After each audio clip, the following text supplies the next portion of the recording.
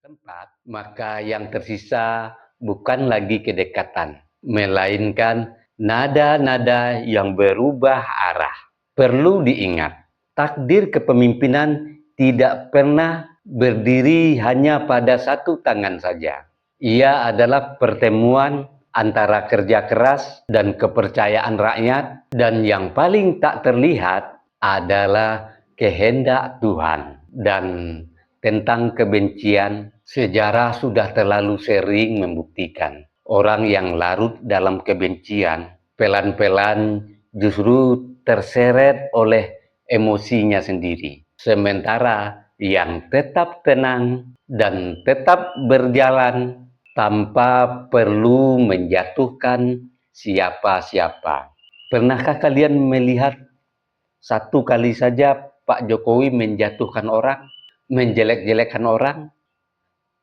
Sebelum saya akhiri, dengarkan gurindam ini. Bila jasa diangkat bagai mahkota, maka ikhlas telah gugur maknanya. Bila benci dijadikan senjata, maka hati sendiri yang pertama terluka. Yang tenang tak perlu meninggikan suara, karena waktu akan bicara.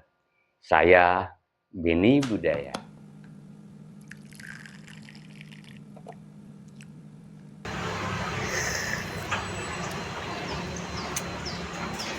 Bagi sahabat yang mau sloki unik ini, sloki tengkorak, ya silahkan klik keranjangnya ya. Sahabat bagi perokok tahu persis rasanya ketika dia mau menyalakan rokok di pinggir pantai atau di tanah lapang. Itu pasti banyak angin, dan untuk merokok menyalakan koreknya pasti kesulitan, pasti padam oleh tiupan angin.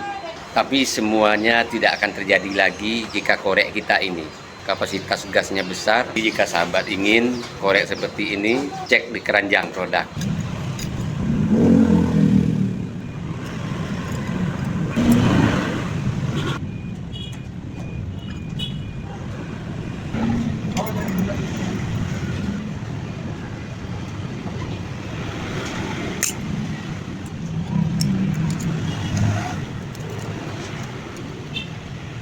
Yang berkendaraan punya mobil, power bank jumper aki ini penting ada di kendaraan kita.